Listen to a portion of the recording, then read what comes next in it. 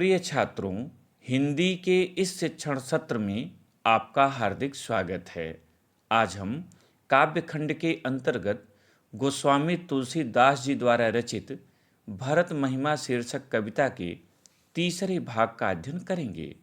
प्रस्तुत अंश में कवि ने जहाँ भरत के प्रेम की सराहना की है, वहीं सीता जी के दुःस्वप्न के माध्यम से यह बताने का प्रयास किया है कि यदि मनुष्य सन्मार्ग पर चलता है तो प्रकृति भी उसे किसी अनहोनी का संकेत पहले ही कर देती है। छंद देखें। भरत प्रेम तेहि समय जस तस कहि सकई न शेषु कबि अगम जिमि ब्रह्म सुख अह मम मलिन जनेषु। कठिन शब्दों का अर्थ और व्याख्या देखें। यहाँ पर शेष का अर्थ है शेषनाग, जिनके 1000 मुख कहे जाते हैं। ये सहस्त्र मुख वाले हैं, सहस्त्र फन वाले हैं। ब्रह्म सुख, ब्रह्मानंद, ब्रह्म को प्राप्त करने का आनंद। अह मम, अहंकार एवं ममता। जनेश मने व्यक्ति। व्याख्या देखें। कवि गोस्वामी तुलसीदास जी कहते हैं कि उस समय भरत जी के मन में जैसा प्रेम था, उसका वर्णन 1000 फन वाले शेष नाग भी नहीं कर सकते। आपने पिछले भाग में पढ़ा है कि जब भरत सहित पूरा समाज आगे बढ़ता है और कामदगित पर्वत को प्रणाम करता है, तो उनके भीतर प्रभु श्री राम को और सीता को याद कर ऐसा भाव उमड़ आता है कि मानो श्री राम अयोध्या वापस लौट चले हैं, और यह भाव आते ही सभी आनंद से मग्न हो जाते हैं। कभी उसी घटना का यहाँ वर्णन कर रहा है। तो कवि गोस्वामी तुलसीदास जी कहते हैं कि उस समय भरत जी के मन में जैसा प्रेम था, उसका वर्णन 1000 फन वाले, 1000 मुख वाले स्वयं शेषनाग भी नहीं कर सकते। कभी अगम जिम ब्रह्म सुख अहमम जन जनेश। कवि कह रहा है कि फिर मुझ जैसे कवियों के लिए तो यह विषय वैसे ही अगम है जैसे अहंकार और ममता से मलिन व्यक्ति के लिए ब्रह्मानंद। कहने का तात्पर्य है कि जिस प्रकार अहंकारी और मोह माया में उलझा हुआ व्यक्ति परम ब्रह्म से साक्षात्कार नहीं कर सकता, उसी प्रकार भरत जी के उस प्रेम का वर्णन कवियों के लिए सहज नहीं है, अर्थात उसका वर्णन कविगण नहीं कर सकते। सकल स्नेह शिथिल रघुवर के गए कोस दुई दिनकर ढर के जल थलु देखि बसे निस बीते कीन्ह गवन रघुनाथ पीड़िते। सकल मने संपूर्ण, स्नेह मने स्नेह, रघुवर मने यहाँ श्री राम, दिनकर सूर्य, ढर के मने अस्त होना, डूबना, जल उथल देख बसे निस बीते।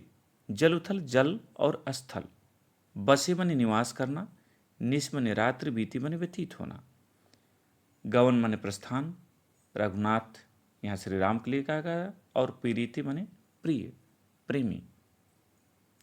व्याख्या देखें। कवि कहता है कि उस दिन श्री राम के अत्यधिक स्नेह से शिथिल भरत जी सूर्य के ढलने तक मात्र 2 कोस की दूरी ही तय कर सके। फिर उन्होंने जल उथले देख बसे निस बीते, जल और स्थल की उचित व्यवस्था देखकर रात्रि विश्राम किया और कीन्ह गवन रघुनाथ पीरी थे। प्रातः होते ही श्री राम से मिलने के लिए प्रिय भरत ने प्रस्थान कर दिया।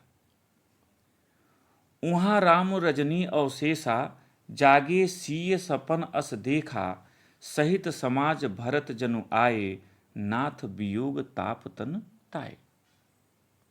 वहां मने उधर, रजनी मने रात्रि, अवशेषा अवशेष माने शेष, शेष रहने पर। जागे माने जागना, सपन माने स्वप्न, सहित समाज, समाज के सहित, राज समाज के सहित। वियोग ताप, वियोग की अग्नि। व्याख्या देखें। कवि कहता है कि दूसरी तरफ श्री रामचंद्र जी रात्रि शेष रहते ही जग गए और रात को सीता जी ने ऐसा स्वप्न देखा मानो सहित समाज भरत जनु आए, मानो समाज सहित, राज समाज सहित भरत जी चित्रकूट में आए हैं और नाथ वियोग ताप तंताए, और प्रभु श्री राम के वियोग की अग्नि से उनका पूरा शरीर संतप्त है, जल रहा है। ऐसा सीता जी श्री राम को स्वप्न सुनाने लगी। सकल मलिन मन दीन दुखारी, देखी सासु आन अनुहारी, सुनिसिय सपन भरे जल लोचन, भय सोच बस सोच विमोचन। सकल मलिन, सकल मन संपूर्ण, मलिन मन मलिन, जिनका चेहरा कष्टपूर्ण हो। सीता जी कहती हैं कि मैंने उस स्वप्न में देखा कि भरत जी के साथ आया हुआ पूरा राज समाज दुख से युक्त है, सभी बहुत दुखी हैं, उनका चेहरा बिल्कुल मलिन है, उदास है। और देखी सासु आन अनुहारी, कहती हैं कि सासुओं को मैंने दूसरे ही वेश में देखा। लक्षणा से अर्थ होगा कि सासुओं को मैंने विधवा के वस्त्र में देखा। सुनिसिय सपन भरे जल लोचन, सीता जी के स्वप्न को सुनकर श्री रामचंद्र जी के नेत्रों में आंसू भर आए।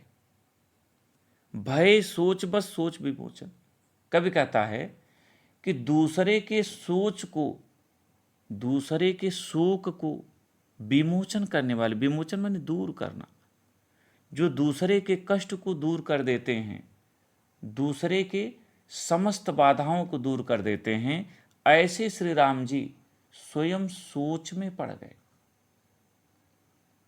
अर्थात सभी आए हुए लोग उदास हैं, दीन हैं, दुखी हैं, और सासु विधवा के वेश में हैं। सीता जी से ऐसा स्वप्न सुनकर श्री रामचंद्र जी के नेत्रों में आंसू भर आए, और सबकी सोच को छुड़ा देने वाले, कष्ट को दूर कर देने वाले प्रभु स्वयं लीला बस सोच में पड़ गए, सोच के बस में हो गए। लखन सपन यह नीक न होई, कठिन कुचाह सुनाई है कोई, अस कही बंधु समेत नहाने, पूज पुरारी साधु सन्माने। सपन माने स्वप्न, नीक माने अच्छा, शुभ, कुचाह, कुचाह माने अशुभ, पुरारी, पुरारी माने भगवान शिव, सन्माने सम्मान करना, वंदना करना। प्रभु श्री राम लक्ष्मण से बोले कि हे लक्ष्मण, यह स्वप्न अच्छा नहीं है। कठिन कुचाह सुनाई है कोई, कोई भीषण कुसमाचार माने बहुत ही बुरी खबर ऐसा लगता है कि सुनने को मिलेगा। श्री राम कहते हैं हे लक्ष्मण, यह स्वप्न अच्छा नहीं है, लगता है कोई बहुत ही कष्टपूर्ण भीषण समाचार हमें सुनने को मिलेगा। अस कही बंधु समेत नहाने, इतना कहकर भाई सहित, लक्ष्मण सहित स्नान किया। पूज पुरार साधु सन्माने, और फिर भगवान शिव की पूजा करके साधुओं का सम्मान किया, साधुजनों की संगत की, उनकी वंदना की। यहां पर प्रश्न देखें। पहला प्रश्न है, प्रस्तुत पद्यांश का शीर्षक तथा कवि का नाम लिखिए। उत्तर, प्रस्तुत पद्यांश का शीर्षक भरत महिमा तथा कवि का नाम गोस्वामी तुलसीदास है। दूसरा प्रश्न, रेखांकित अंश की व्याख्या कीजिए।